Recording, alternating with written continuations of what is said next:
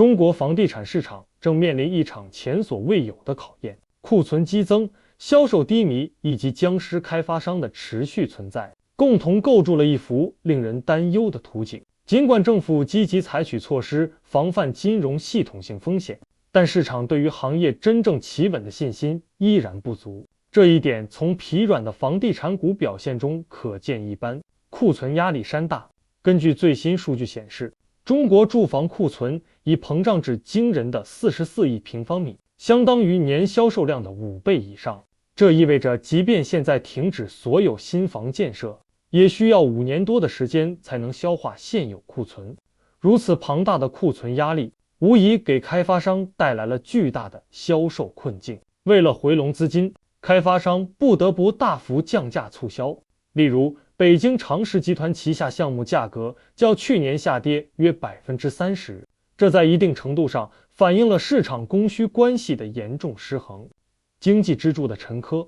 房地产行业作为中国 GDP 的近30%的贡献者，其健康状况对整体经济至关重要。自2023年以来，房地产市场陷入严重衰退，恒大集团等头部企业深陷债务危机，更是敲响了警钟。虽然政府通过财政刺激等手段暂时缓解了金融风险，甚至带动银行股上涨，但这并未从根本上解决开发商的困境。恒生内地房地产指数较2019年底暴跌80%，清晰地反映了市场对房地产行业前景的悲观预期。僵尸开发商的困境更令人头疼的是，许多深陷债务泥潭的开发商，如恒大、碧桂园，在香港面临清盘澄清，但其在内地的庞大资产处置却进展缓慢。这使得这些企业即便实质上已经死亡，但仍以僵尸企业的形式继续存在，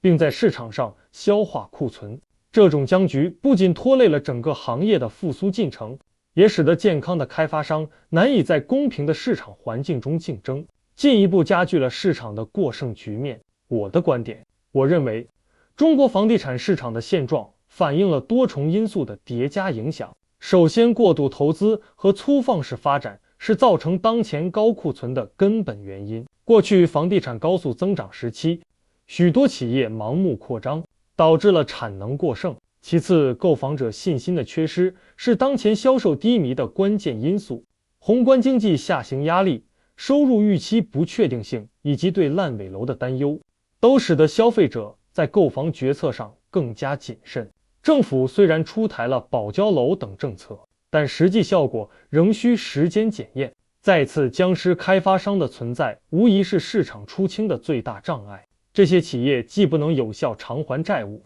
又通过低价销售加剧了市场竞争，阻碍了市场供需关系的再平衡。如何有效处置这些僵尸企业的资产，是摆在中国政府面前的一道难题。仅仅依靠行政力量书写，并不能解决根本问题，反而可能延缓市场的自我修复。未来中国房地产市场可能需要经历一个漫长而痛苦的调整期，政府需要更加精准的施策，在防范系统性金融风险的同时，更要注重市场机制的发挥，推动行业出清，并着力重建购房者信心。这可能包括加速推动僵尸企业的市场化出清，避免其对市场价格和健康的开发商造成持续拖累。这需要更为果断的司法和资产处置机制，出台更加有效的刺激消费政策，提振购房者信心。这可能需要从收入预期、就业稳定以及居住体验等多个维度入手，